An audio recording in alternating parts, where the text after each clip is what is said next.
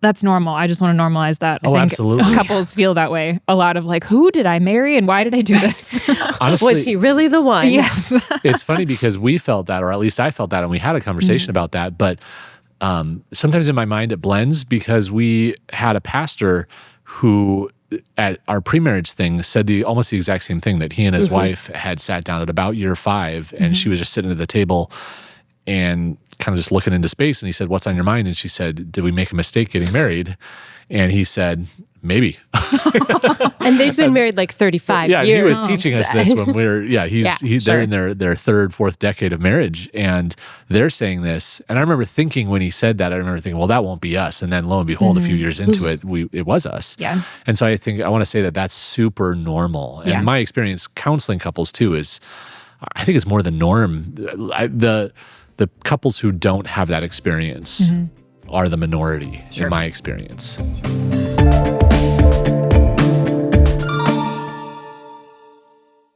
Hey everyone, welcome back to Light Talks. My name is Allie and I get the privilege of hosting this super cool podcast. From all of us here at Light Talks, we are so appreciative of all of your support and positive feedback for what we're doing. We love that we get to do this endeavor. So thanks for joining us for another episode. Today we have one of our favorite guests back with us, Dr. Brandon Steenbock. Hey, welcome back. Thanks. Yeah. Glad to be here. Yeah, and you brought somebody with you. I did. I get to bring my lovely wife with me. So here's Yay. Nicki, my wife. Yay, welcome, Nicki. Thanks for joining us. Thanks for having me. Yeah, awesome. So to give everyone kind of a sneak peek back, Brandon's been on a couple of our episodes in season 1, talked a lot about parenting and marriage. And so you're back again. We get to talk about more marriage things, but I wanted to get the wife's perspective as well. So super excited about that. We're going to talk about our topic in just a second here. But before we even get started, can you just tell us a little bit about yourself, your marriage, your ministry, all of the things? Tell us who you are. All of the things. In 2 minutes. Why don't you start? Sure. Jen? So we've been married since 2005, and so just over 20 years. We have 2 kids who are almost grown, and we've been doing ministry for 19 of those years. So. Yeah. And currently I serve up at St. Mark in De Pere, Green Bay area. I'm the family minister there, so I do a lot of marriage counseling, and I do a lot of parenting counseling and workshops for those things. So I guess it's appropriate that I talk about that stuff. Yeah, absolutely. But Nicki has definitely been just an important part of that ministry for a long time, just as a support for one thing, massive support, but also a great sounding board, because I often will have like a counseling conversation and I'll go back home and I'll be like, so tell me, if you had this situation, what do you think? I don't use names or any of that kind of stuff, but It's vague enough. It can apply to anybody. Right. Sure. I do look to her for some insights from that female perspective, just to say, okay, if I'm dealing with this situation with a couple, how do I understand this from the female perspective? And that's been really helpful to me over the years. Yeah, absolutely. And I think it's going to be really important for today's conversation, because today we are talking about intimacy in marriage. And it's a whole lot of things, right? Connection, sex, desire, friendship. It's spiritual, emotional, and physical. And it's also an area in marriage that can struggle and lead to distance, resentment, guilt. I mean, you name it. It might be after having kids, life just gets chaotic or full. There's a trauma. But couples oftentimes at one point or another find themselves asking things like, why don't I want to talk to my spouse like I used to? Is this normal? Why is my desire not matching my spouse's? Are we the only ones not having sex like we used to? Why do I feel more like a roommate than a spouse? That one I think is a popular one. Yeah. But the hard part is we don't talk about it then. We just kind of like bury it deep down. We don't talk about it with our friends. We don't it's just, it's such a taboo topic. Yeah. But we go there on Light Talks. So that's why we're here. Light Talks, the podcast where we talk about taboo things. Yes, absolutely. So we're going to talk today about mismatched desire, touched out, rejection, resentment, and how to fight for connection without fighting with each other. And you guys have such great insight. So I'm super excited. Are you ready to go? Sure. Yeah, absolutely. They're a little hesitant right now. If you can't see on the screen, they're like, here we go. Okay, so I'm going to set the scene, right? You're at the altar. You are standing across from your spouse to be. I don't think you picture a future in your marriage where you're like, oh, I don't know if I'm feeling it anymore. You don't picture that when you stand at the altar. No. But it happens. Yes. Absolutely. Is there a moment in your marriage when you both felt that way of like, oh, something's different? I don't know if we both felt it at the same time. Okay. I think But we both over felt 20 years, we've had different times where each of us has felt that something's not right here or something is different. I do know that it might have been year 5 or 6 or something at one point. We kind of looked at each other and we were just like, man, did we do the right thing getting married to each other at all? But we had 2 kids at home. We didn't have a choice, right? We had to just figure it out. That's where like the covenant kind of is that hedge around your marriage, and you just got the promise and lean on that. Yeah. But definitely, probably not at the same time though. It's true. Right. Yeah. So you had 2 kids at that point. And so it was after the little years, or were they little at that point? Yes. What's little? Like, we got married and then I was pregnant 4 months later. So by our first anniversary, I was like 9 months pregnant. Sure. So we had little kids right away. We didn't have those pre-kid years that seem to be kind of common now. And that's okay. Like, that's good. I mean, like, we're not, we don't regret it. We're happy we don't that regret that clearly. Yeah. Our 2 kids. But we did have kids right away. And that made, we didn't really settle into us. Yeah. I think we kind of decided, well, not really decided, but it just sort of became the thing that we're going to have that time as just us at the other end of the relationship. Yeah, absolutely. Which is going to happen when the kids are fully grown and they're out of the house. You know, we'll have those years. But in the meantime, we've spent most of our marriage spending time trying to figure out not only each other, but also parenting together. Yeah, I was similar. My husband and I got married in January, and then, I was pregnant, I think, by that October. So it was a really quick turnaround. There wasn't a lot of time in between to just settle into that married life. And I think, the kids entering changes that off the bat. So as a mom, I want to talk to all the moms out there. What shifted, Nicki, for you? I'm sure a lot of things after you became a mom that affected a lot of the marriage, right? Of like what you thought it would be versus what it became. I didn't expect to feel so like just lonely. Like, because I was a mom right away, we chose that I would stay home, and that meant we were a 1-car family. And it just got so lonely so fast, and I had no energy to do anything. Like, he would go and be working 55-hour weeks and come home and do the dishes, the laundry, the cooking, the grocery shopping, because I didn't. So it changed a lot. And I think one of the things that neither of us had the words or knew how to identify was that there was probably some postpartum depression involved in that. But I wasn't going to admit that. Yeah, for sure. Yeah, that's hard. You go to all the marriage classes, or not marriage classes, the parenting classes, the pre-birth classes at the hospital, and they tell you to look for postpartum depression and be on guard for it and what to do if it happens. But when it's actually going on, it's a lot harder to recognize it. Well, and you weren't home. And I wasn't home enough to see it for what it was. And so it became just a really hard thing to say, what do we do in that situation? So we didn't do anything. And it just was a season of difficult and lonely. And so we had another kid. And that doesn't solve anything. Yeah. But then after our second is when I started to be open to finding other mom friends. Sure. And that probably helped. So you're into the kids, and you have these struggles. And so that probably led into where you're at like 5-6 years down the road of just like where you said this of, did we mess up? Like, should we be married? Right. That's normal. I just want to normalize that. I think absolutely. Couples feel that way. A lot of like, who did I marry and why did I do this? Honestly, was he really the one? Yes. It's funny because we felt that, or at least I felt that, and we had a conversation about that. But sometimes in my mind it blends because we had a pastor who at our pre-marriage thing said almost the exact same thing, that he and his wife had sat down at about year 5 and she was just sitting at the table and kind of just looking into space, and he said, "What's on your mind?" And she said, "Did we make a mistake getting married?"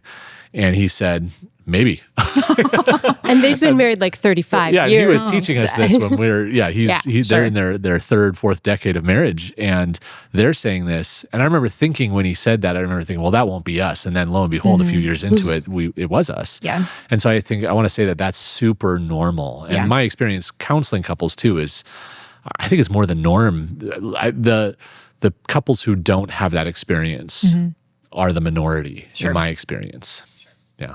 So let's say you're that couple out there, because there's a lot out there where maybe you're in this rut, maybe you've had this rut, maybe you're headed towards that rut. Like, what do we do? How do we not spiral about this? Because there's a lot of life left, hopefully, God willing, right? Yeah. Like, how do we, I don't want it to just be a marriage, right, that we just, suffer through. Like, well, we're going to do this. And so you talk a lot about this triangle. Yeah. And so I want to set that up of the triangle, because we're going to build a lot off of that. Sure. So talk about the triangle, Brandon. Yeah, the triangle. So this comes from a researcher back in the 80s, Robert Steenbock, who came up with this idea called the triangular theory of love. And he had 3 points to the triangle. And the idea was to sort of simplify the picture of what does really full love look like.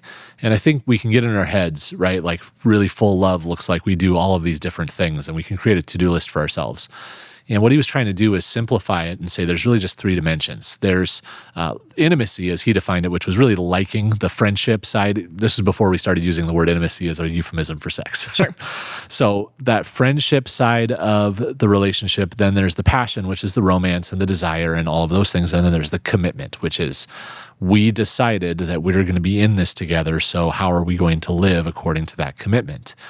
And one of the things that he found is there are a lot of marriages actually that are missing one of the aspects of that triangle. And so he was trying to figure out, how do you help a couple learn to bring that back? So for example, maybe the friendship feels like it's missing, right? We're committed to each other, and we're committed to enough to each other that we'll go to bed together a couple of times a month or whatever, but we don't really like each other that much. And so what do we do? How do we find that friendship? Or it's vice versa, right? They say, we've got a good friendship and we're committed, but we just haven't had sex in 3 months, and so then they're trying to figure out, where do they go? And what Sternberg figured out was that couples often misalign because they think the thing that feels like it's missing is the thing we need to try to do more of. So if a husband says, I feel like we're not having sex very often, he says, I got to plan a great sexual experience for my wife, and it'll be really romantic and she'll want to do that. And then she says, no, I want to be friends first. I want to connect. Yeah. Versus the wife that says, I want his heart. I want him to talk to me. I want to have a conversation. And he's saying, but I feel this lack in the passion department. And so she might have to say, I got to focus on that first, and then his heart will open up. And so that was kind of the idea behind the triangle. So you might not be in the same part of the triangle at the same time. Sometimes, also yeah. Yeah, sometimes each of us is in a different part of the triangle saying like, I'm focusing on the friendship and the commitment. Yeah. And she's like, I'm focusing on the other things. And so we have to actually have good communication to figure out where we're at. Yeah. So when we felt like, is this really what God wanted for us, to marry each other? It was kind of focusing on what we both agreed on. We both agreed on our commitment, so we could start with where we agree. And I think we did do friendship next, probably. And we thought about what we really liked to do while we were dating. Mm-hmm. And that was playing games, staying up late, going for walks. Well, with kids, we were already kind of up early because they never slept past 5, 6 a.m. Ouch. It was, they were early birds. That's hard. Yeah. It paid off. We never had to wake them for school, so it's ideal. Had a perk. But they were early, so we were not staying up late. But we did start going for walks and plopping them in the stroller. We invested in a good stroller. Mm-hmm. And we walked like an hour a day, probably. And they just looked at the world around them, and we could have heart-to-hearts. Yeah. Or not heart-to-hearts, just being together. Mm-hmm. Yeah. And I would say too, like, if for that couple who's sitting there looking at each other saying, I'm not sure if we're doing the right thing, going to counseling is good. Mm-hmm. I wish that we had done that earlier on. We didn't go to formal marriage counseling. But I went to my pastor, not the pastor of my church, but the district president, kind of pastor to the pastors in a sense, and had a really long heart-to-heart with him. And he was actually the one who said, go for a walk.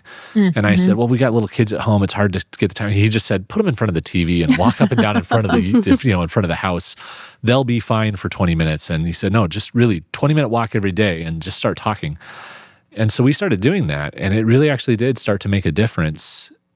little bit by little bit. Like, it wasn't like the first time we ever went for a walk, we came back and we said, wow, we're so much in love with each other again. You don't fall into a rut like right away. It's a slow process, and it's a slow process out. Yeah, for sure. Yeah, so don't expect it to come back right away. So, okay, what are the symptoms? I just kind of want to, like, if people want to do a quick diagnosis of potentially where those gaps are, like what are the symptoms of a low friendship, low physical connection, and running on, what does that look like day to day practically? Yeah.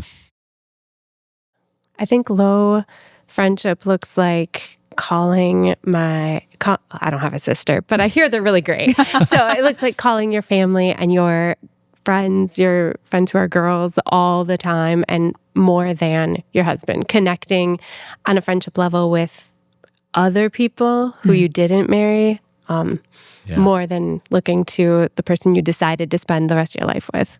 So that would be a symptom of low friendship.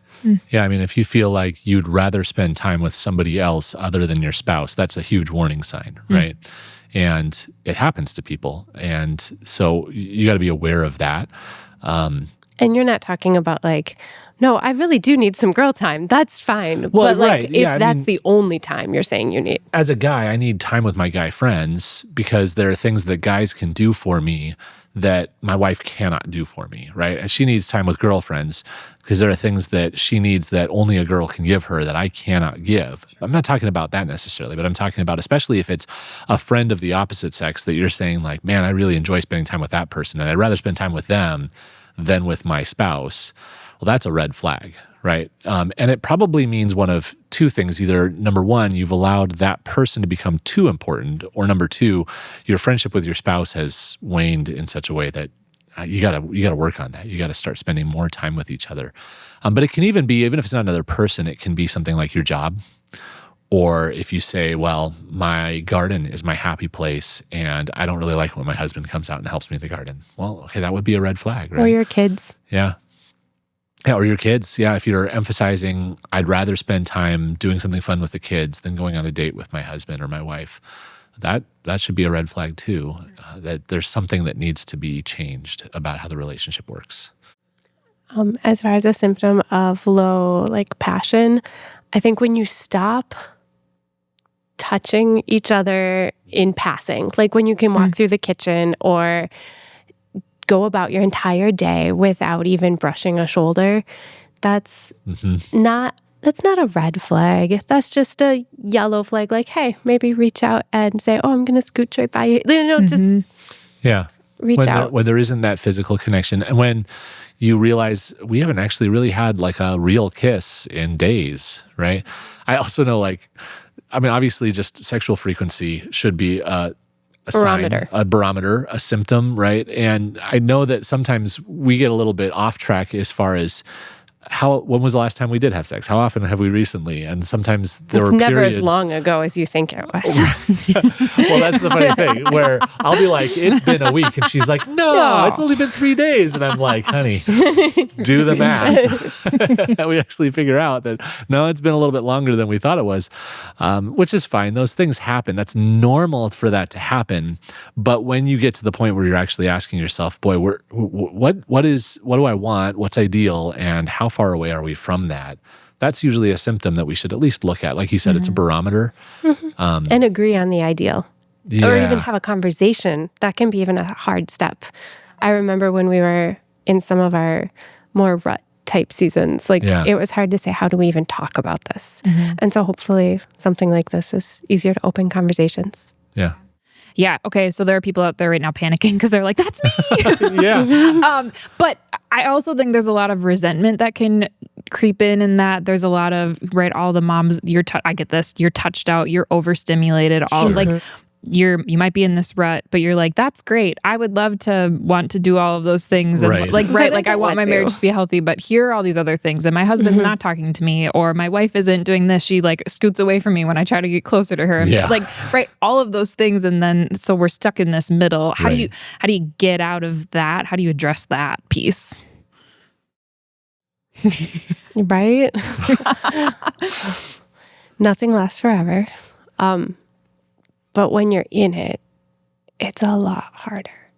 So I think that we were talking about, Nicki and I were talking about the idea of do the things that you did when you were dating.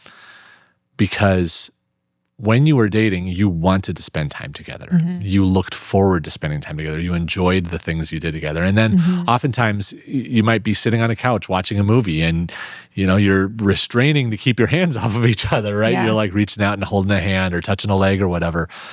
It can start small and awkward like that. If you're in that rut saying we're not doing a lot of friendship things right now, so go back to the things that you did as friends when you were dating. Right. And maybe that is just the walk. Maybe it is just the sitting down with a board game or watching a movie that you both love, laughing together, stuff like that. When it comes to the physical side, maybe it's while you're watching the movie, you throw a blanket over and you get comfortable with your hands touching each other or your legs brushing up against each other. And you just say, let it go where it's going to go, but just be patient with each other about that. Well, and sometimes there isn't energy even for that. I mean, I know friends who have 3 or 4 kids under 8, and that's just not always realistic for them. And there was a season where we had to put physical intimacy on the calendar. Oh, scheduling it. Yeah. Super romantic. Schedule sex. Yep. Do it. It wasn't romantic. And because it's part of being married, it didn't have to be romantic right away. It could be awkward and weird. And we could sit down on a Wednesday and say, okay. And he'd be like, Nicki. And I'd be like, Brandon. And we'd pick a day. And if it was like 2 days away, I had the time then to get my head in the space. Even if I was still touched out, it was something I could do. And even if I was still tired when it happened, it was something I knew was a way to show love. And in the time between there, he was like, it helped curb resentment because he knew it was going to happen. He knew he was a priority. And he was willing to do anything to help my head be in that space because he wanted me to enjoy it. Yeah. And he does love me. Yeah. And I'm looking forward to it saying, hey, this is going to happen. What can I do to make that happen? What can I do to make this easier? But I also had to learn how to remove expectation. Yeah. Because the thing is that I had to get my head around, number one, that the spontaneity, as much as I might enjoy spontaneous, the truth is that scheduled is better than hoping for spontaneous and not getting anything, right? Like just being disappointed. But also I had to take away the expectation that this is going to be fireworks in the sky and everything's going to be awesome. Because the truth is that it took 2 days to get the energy to do it at all. Right. Yeah. And sometimes it's a 3, right? It's not always a 10. And you got to be okay with that because the reality is that this is not about having that Hollywood movie experience. It's about connecting. It's about reaffirming your covenant. This is one of the things I think if we understand sex the right way, the biblical way, the whole point of this is that it's reaffirming that by God, we have been forged into a one flesh relationship. And that is best expressed through this action. And so it doesn't have to be this amazing experience for us to reaffirm that that's what it is. It really just has to be about saying we're connecting, and we're bringing our bodies back together, literally, to say we are one flesh, and that's what God has made us, and that helps us get through the hard days that are still yet to come. I think what you both the friendship piece and the passion piece. It's resting on that covenant, though. Like, it is the commitment. That's that third piece of reaffirming of, like, we said that we were going to be married and this is what we were going to do. Yeah. And we have to get on the same side. We're not against each other. And so I think that's where that piece comes. You have to be aligned on that covenant piece and the commitment piece, I think, before you can agree to be like, okay, this isn't going to be fun, but we're going to schedule it and we're just going to get it done. And But like, you have to thankful. Yes, I mean, yes, you're always thankful. But I think the piece of like, well, we said we were going to be married and do this and we're committed to each other. So I think that's such an important piece along with that. I think if that's lacking, those other two things I feel like aren't even possible. I don't know that I would say they're not possible, but they're a lot harder. Yeah. And those other two pieces, the friendship and the passion and romance, are both much more dependent on environmental factors, right? So if one of you is working a day shift and one of you is working a swing shift, or if because of just things you got to do with the kids, you're running things around, you just don't have time to talk to each other that often, the friendship's going to be hard to build. No matter what you do, you're going to struggle to make that work. The same is true with romance and passion. I mean, you get thrown up on by a kid, you're not going to be very interested that night, if you are getting sick or you're just exhausted, like you said, you just are struggling just to bring up the energy. Those are things that are out of your control. But the thing that's wonderful about the covenant part, the commitment side of it, is that that's not dependent on environment. Commitment is about a decision. It's about saying every day, I chose this, so I am going to live according to it. It's a little bit like when you say, well, I just don't feel like I can go out for a run. But I know that this 5K is coming down the road, regardless of whether or not I want to get out and do it. So I better go out and do it, right? I don't feel like going to work tomorrow, but guess what? We need the money and I got to go punch in. There's no option. So in our marriage, that sometimes looks like I'm angry at you because of the way you talked to me last night, but I'm still making you coffee in the morning because that's what I do, right? So it's making a decision in the morning that says, I'm going to do one good thing for this relationship, whether I feel like it or not. Yeah. Okay, so we're going deeper now. We're going to talk about something I don't think a lot of people talk about, mismatched sexual desire. Yeah. How do you deal with that? Because then you get into keeping score and the guilt and like, well, I initiated 10 times, but you only did once, and now I'm mad at you. And what counts as initiating? Yes, and like the pressure of just like, well, I know what he wants tonight, and like it just is like, what do you do with that? Yeah. And I mean, in every relationship, you're going to have somebody who's got a higher desire and somebody who's got a lower desire, right? And sometimes, just to be clear, sometimes it is the wife who's more interested than the husband. I've certainly known couples like that. But do you want the really like soft answer, or do you want the hard answer? Both. Both. Let's ease in. Let's do soft and How about hard. you? Let's go. Wait. Let's scrap that. Can you say, do you want the easy or difficult answer, please? Otherwise, Wow. I'm sorry. I can't. Wow. Okay. Sorry. Let's do Put that in the blooper reels. Please don't go with that. Wow. I don't think we're editing that out, so we're just going to go with it. All right, here we go. I can't believe that my mind was not the one that went that direction. Mine did, don't worry. As soon as it came out of my mouth. All right. Easy versus difficult. So the easy answer, or the one that's maybe palatable to a lot of people, is that you've got to have a conversation about finding that middle ground where you're going to have the conversation about it. And that can be different in different seasons. Right. Like you can have that conversation multiple times. Yeah. But the more difficult answer to this is if we really want to honestly apply what Scripture tells us, 1 Corinthians 7, where Paul says, do not deprive each other except by mutual consent.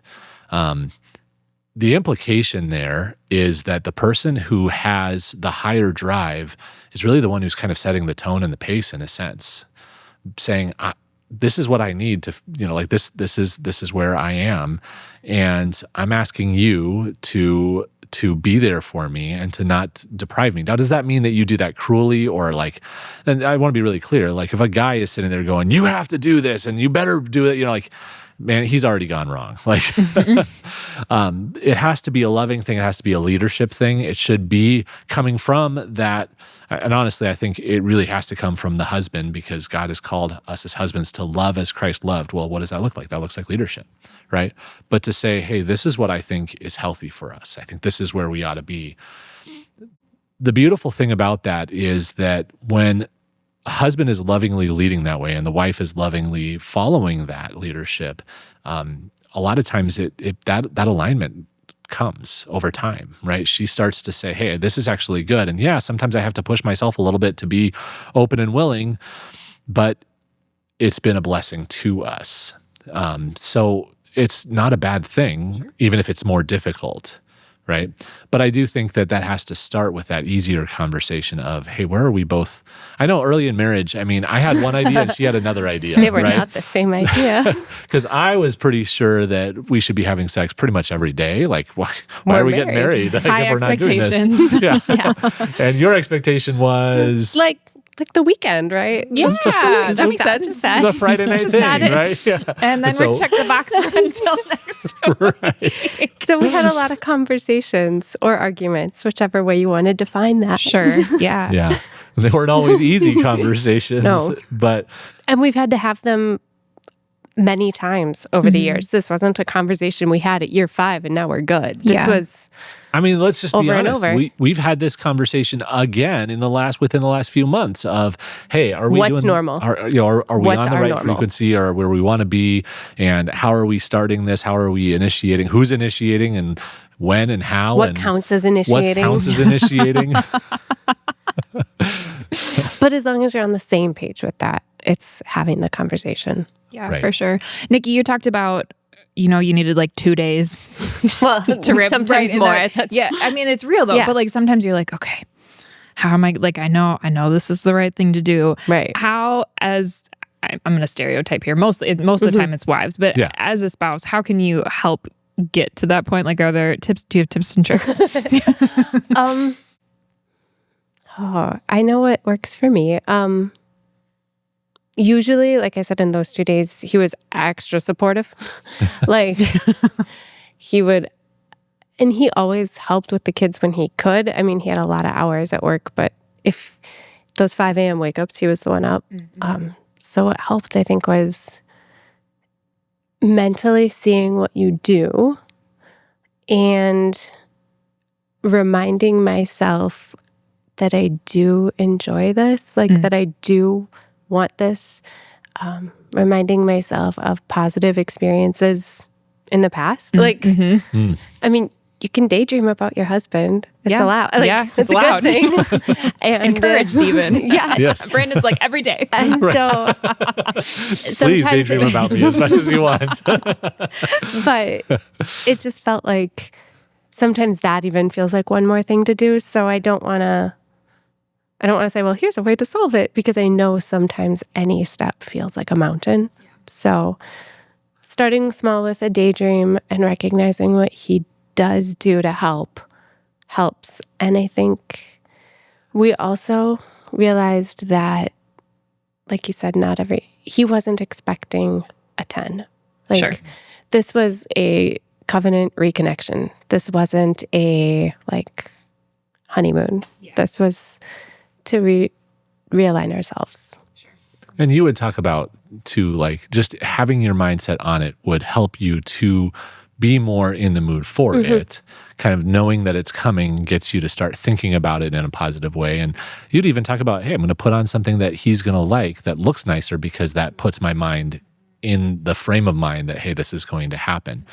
And just that little bit of the shirt you're wearing or the pants you're wearing that I've complimented you on, make you feel like, hey, now he's going to be just a little bit more interested in me, and that makes you go, and I'm a little bit more interested in him. So, have you ever had any guilt attached to not wanting to have sex as much as maybe you used to, or before kids, or whatever, whenever that was? Any guilt attached to that? I don't know that guilt is something that always comes easily for me. Sure. I don't want to say no, but I tend to be more, selfishness is more my struggle than inappropriate guilt. I know that a lot of people do feel guilty, and that it's normal to feel guilty. So how have you counseled couples that do feel guilty for not wanting it? I mean, I think if you're feeling guilt, whether the guilt is legitimate or not, the first step is always just to take guilt where it belongs, right? To go to the cross and just say, you know what, Jesus covers my guilt. If it's real guilt, like I'm actually not doing something right, then Jesus forgive that, right? If it's guilt that I'm piling on myself, then when I go to the cross, I realize Jesus isn't looking at me saying, yep, that's a sin, I got to deal with it. But instead he's saying, daughter, pick yourself back up for a moment here. Let's You're loved, right? And so just to rest in him for a minute, but then to go from there to say, if I'm feeling guilt over this, maybe I need to ask myself why, right? What voices are speaking in my ear that's telling me I should feel guilty? Now, maybe that voice is my husband. He's telling me, hey, I don't feel cared for and I need more from you. And that could be very legitimate. He might be right, right? Like maybe you do need to say, hey, I think I need to make some changes here. And go to some counseling. Maybe go to a counselor and say, hey, this is what I'm struggling with. There are some great counselors who can walk you through that kind of stuff. But if the voice is not your husband, he's not saying I'm dissatisfied, it's just you telling yourself, maybe it's the shows you're watching, maybe it's the kind of social media you're consuming. It's time to start really evaluating, do I need to hear those voices? Do I need to be letting those voices speak to me or not? And there's a difference between guilt and knowing you need to do better. I mean, sometimes people spiral Conviction. in guilt, Yeah. I'm just a horrible person. Not that kind of guilt, but more like, I guess more than once a week is reasonable. There can be that's not the same as guilt in my mind, but I know that, I know a lot of people struggle with that happens. Yeah, I think you touched on this, the people and the voices that speak into your life, I think are really important on what you hear. I think especially with moms, there's a lot of that. Well, I'm too touched out. I'm overstimulated. I deserve my time. And I think that can translate into sexual intimacy as well. Like, no, this is like my body and like, don't touch me. And like, I need time. Yeah. And so like, I worry about like what culture tells us. And so like, I've had a period of time where I would just be like mad. I would be mad if my husband would try to initiate. Like, I just angry. And I'm not an angry person, but I like went through this season of just like, I'm angry every time. And at that time, I was shifting into this friend group and they were like, this is what we do, like the right like ways of like, are you having sex with your husband and is it good? And like supporting that and like encouraging that part of marriage. And I know like that flipped for me of just having the positive voices around me versus like, I'm the breadwinner for the family and I'm doing all of this. And does he realize what I'm doing? And then I would just get angry and now he wants one more thing from me. And so I wonder the voices that speak into your life and the media and everything else, I think that plays a big factor into it sometimes. When you talk about being really mad, I've had people say the same thing to me. I just feel so mad all the time. So how much time are you spending on social media versus how much time you're spending in scripture? And a lot of people will admit that they're probably spending 2 to 3 hours a day on social media minimum and maybe finding 5 to 10 minutes of scripture a day. And I've challenged people sometimes to flip that. Say for the next 30 days, spend 2 hours a day reading your Bible and only 15 minutes a day scrolling social media and see what you feel like after 30 days. I actually said that once. I was giving a sermon at our church and I said that. And 30 days later, one guy came up to me and he said, I took your challenge. I said, oh, really? And he said, yeah. And I said, so what did you find? He said, my wife said that I'm a different person. That's amazing. I was like, okay. And I was like, I hope in a good way. He's like, yeah, absolutely in a good way. He said, but now my kids are saying things like, Dad's obsessed with reading the Bible. I was like, well, there are probably worse things to be said about you. He's like, no, it's awesome. And the thing is, he kept doing it. Like he was like, I'm never going back. And he just kept spending 2 hours a day reading his Bible. Yeah, for sure. And man, that guy's life just felt like it turned around for him. Yeah. You know, his job didn't change. His family was just the same family. It wasn't like everything, it wasn't like the whole world shifted for him, but his attitude about everything changed. And so maybe that's part of it is if you're feeling that weight of guilt over things and you're not sure where that voice is coming from, make sure the only voice or the most prominent voice in your life is the voice of your Savior. He speaks through the Word. Read what he has to say, listen to it, and ask the Holy Spirit to help you understand it. I think what you were saying about being mad makes a lot of sense because this is the relationship where it's safe for me to be like, nope, and I know he's not going to go anywhere. Yeah. And so it can be easy to do that because I can't say that to my kids and I can't say that to your job typically. Right. They tend to fire you then. Right. But if I say, no, I can't to my husband, well, he's still going to be there. Yeah. Taking advantage of that. Well, and sometimes you need, sometimes you do need the space, and that's where the conversation's about. Yeah. What's it look like? I mean, that's one of the wonderful things about marriage is that, you can tell me no, and I might be sullen and frustrated and do the guy pouting, the guy sulk or whatever for a little while, but in the end, I'm not going anywhere. And so there's a safety there and a freedom in a sense. But it's kind of like the freedom, right, that Paul talks about, like just because you have freedom doesn't mean abuse it, right? So how do we find our way back to that loving relationship where we're actually saying, but this matters and this is a connection point? So we've talked a lot to the people who maybe have the lower sexual desire. Yeah. But that doesn't mean like we just, I'm included in that. Like that doesn't mean like, oh, we just need to like buck up and do that. Like as a husband or as that person with the higher desire, like how can we pursue intimacy without it feeling like pressure or without guilting our spouse? Yeah. I think the starting point is, number one, just to be a man. I mean, unless you're a woman who's got the higher desire, but I mean to kind of look at yourself in the mirror and say, like, will I die? Right? There's a famous quote actually from C.S. Lewis about this, where he says that the man who feels this intense sexual desire and wants to act on it might feel like he's going to die if he doesn't relieve it. And then he says, just a total truth bomb, he will not die. I just love that. It's just like, you will not die from this, okay?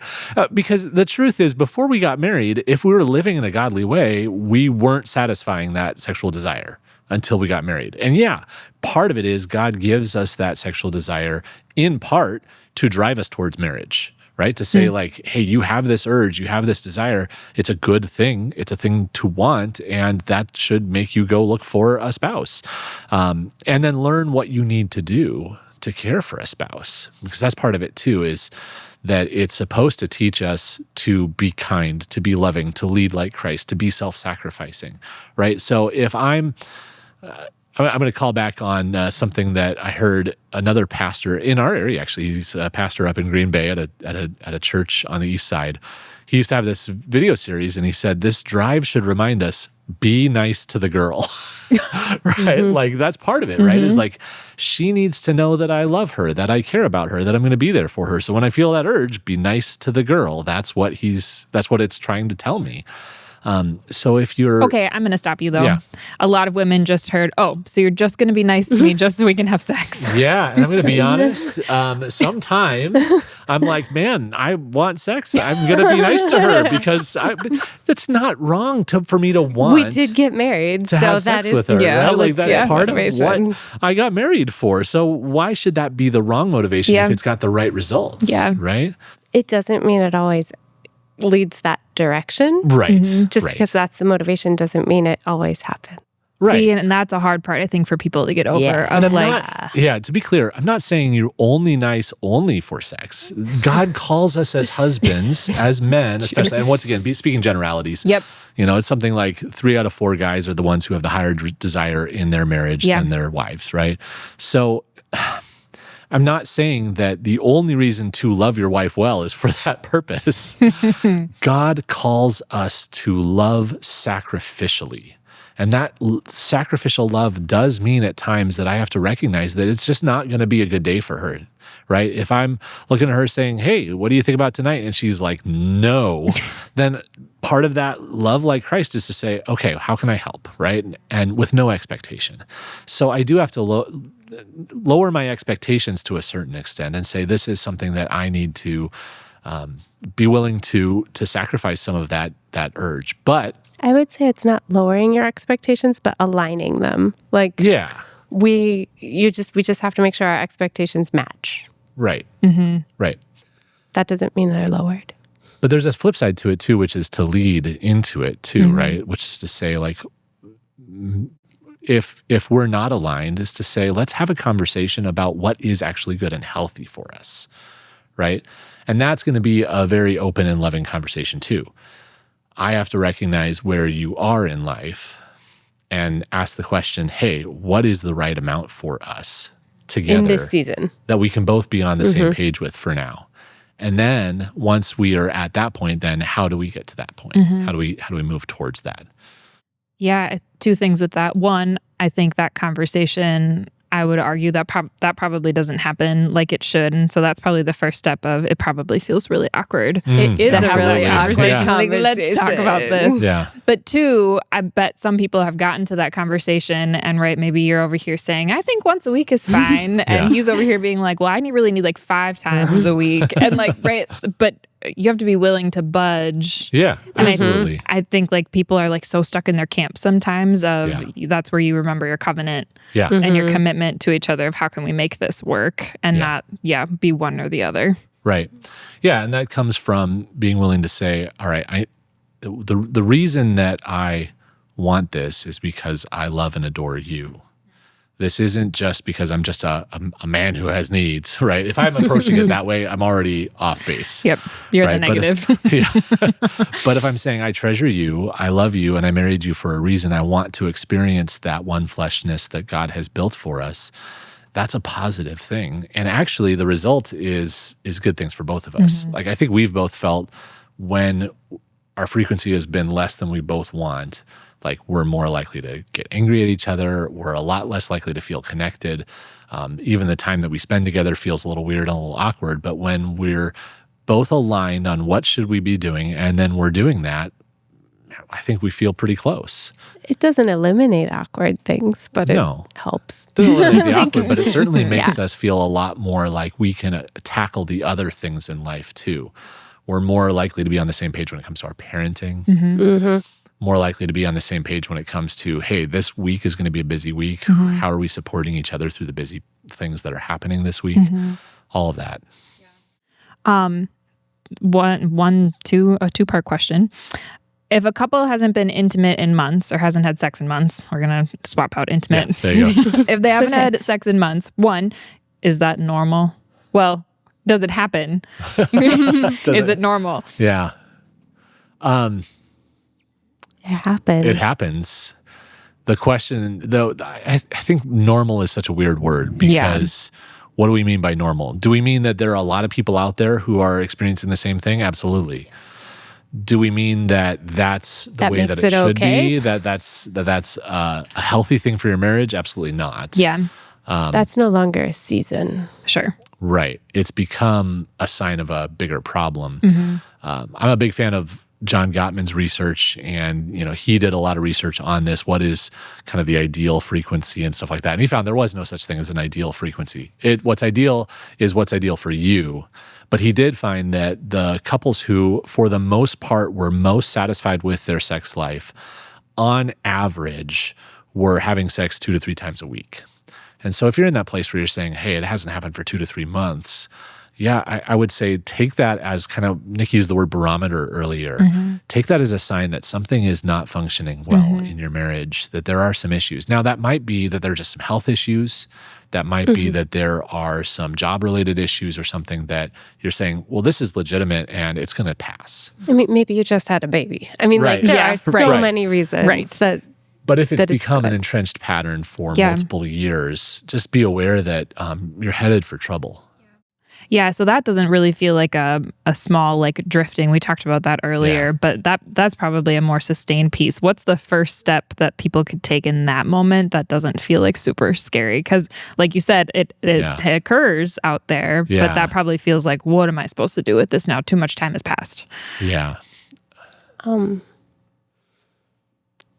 If going to counseling is too super scary, I mean, because that would be okay, even if it's separately at first. Just be like, you need an outside voice sometimes.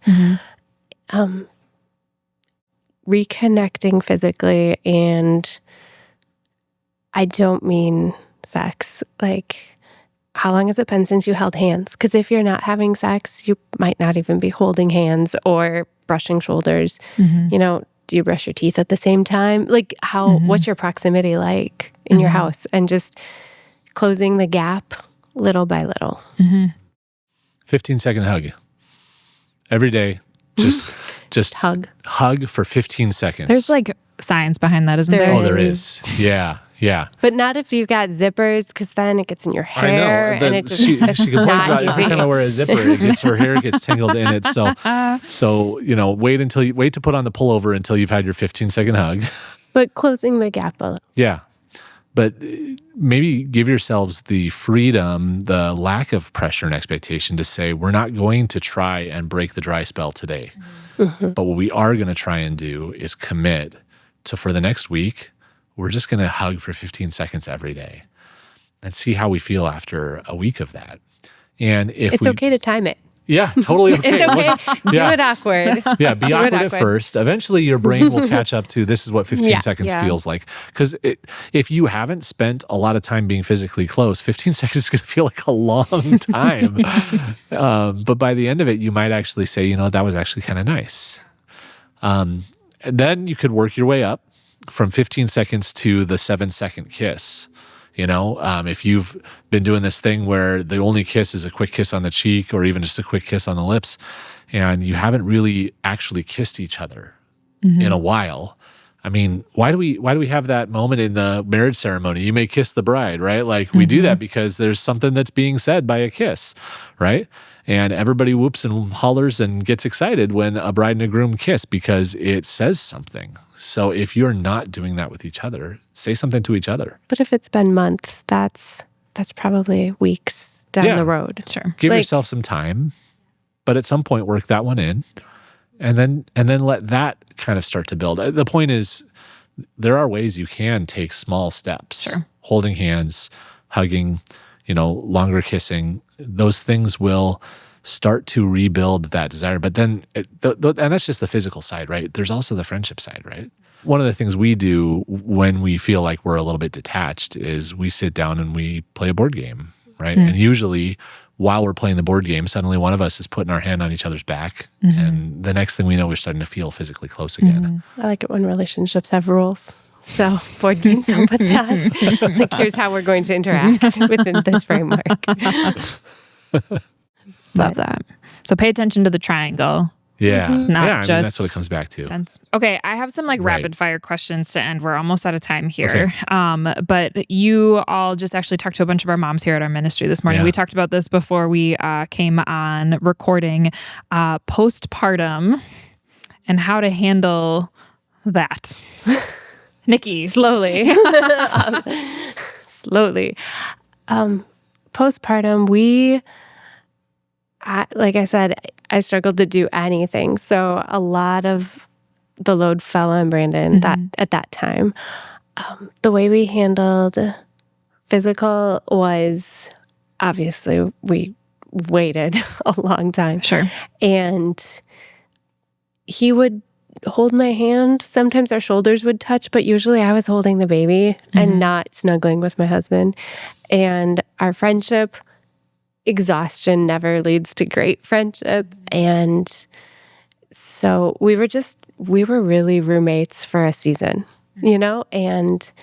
but that's just it. We knew eventually the baby would sleep. Eventually we would sleep. I mean, that first time you get 4 hours in a row. Yeah.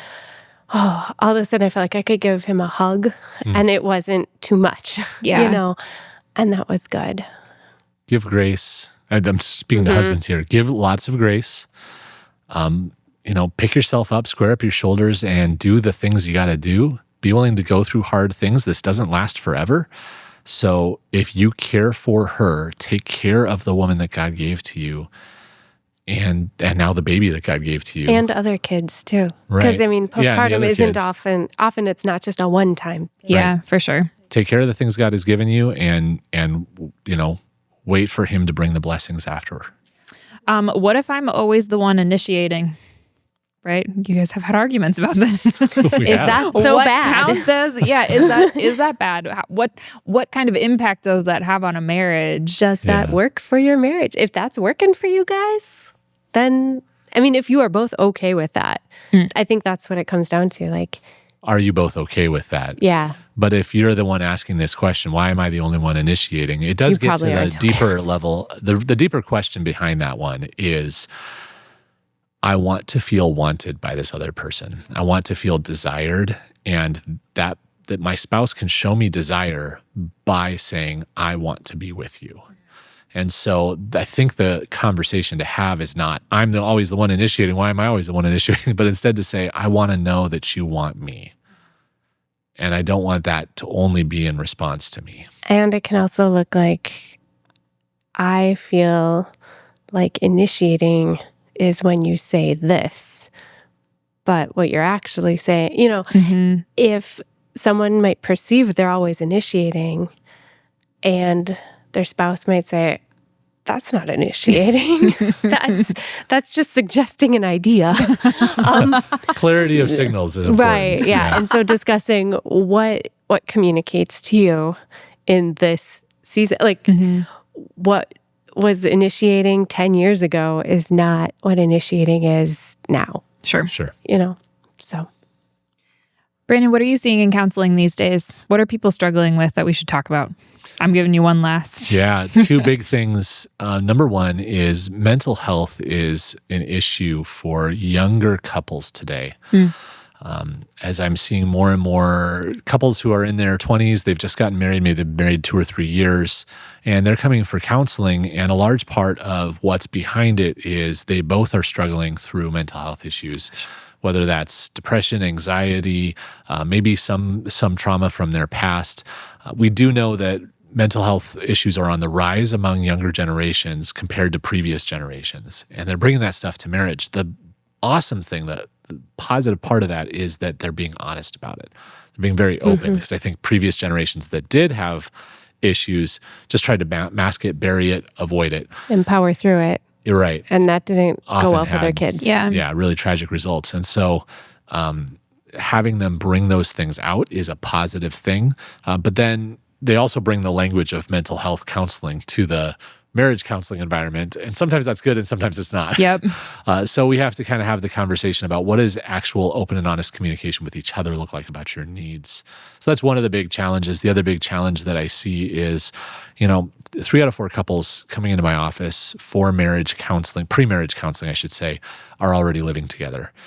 And they don't know how that decision has an impact on their marriage long term. And there's a reason God asks us to do it in a certain order. It's because he knows how we're built. And so what happens is a few years later, after they're married, they come to me for counseling, and it turns out that some of the issues they're having are probably a result of that decision to live together before they were married. There are things that they didn't expect life to be the way it is now. And so we're trying to work through those things. And as a counselor, I never say I told you so, but in the back of my mind, I'm saying this is why we don't do it this way. And so, to that young couple who maybe is living together outside of marriage, my first advice would be find a way to change that situation one way or another, because you don't know the hurts that you're going to experience down the road because of it. But I do think that if you are that young couple who's already dealing with some mental health issues, you've got anxiety, depression, whatever, lean on the grace of God and lean on people around you. Nicki talked about how when she was, when we had our first child, she was very lonely. And part of that was because she just didn't know who to turn to. And, there weren't necessarily people in our church community who were rallying around her the way that we would have liked. And that might be a message to those people who if you do have that community, if you do have people who rally around you, look for the person who seems to be on her own. Look for that girl who seems like nobody's talking to her, and go be an answer to prayer, right? Go walk up to her and say, "Hey, how can I be your friend?" Yeah. I love that. I want to end with Jesus. Always a great place. Because we could talk about marriage all day, and it's so important. God gave it to us. He rejoices in it, right? All of those pieces. But at the end of the day, your spouse is not your savior. That's hard for me. Yeah, marriage is not the end all be all here. And I think people put that on the pedestal or their kids, but it's not. Like, we have Jesus. Like, no matter where you're at in your marriage, there's Jesus. Yeah. Yeah. Who never struggles with commitment. Yeah.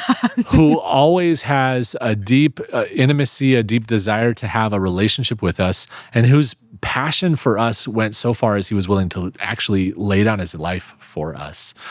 Yeah, so when you're that spouse feeling like, I'm not getting from my marriage what I'm looking for, it could be that you're looking for something that your marriage can't offer. It could be that your marriage isn't giving you what it's supposed to. Either way, Jesus is the answer. Jesus. Amen. Amen.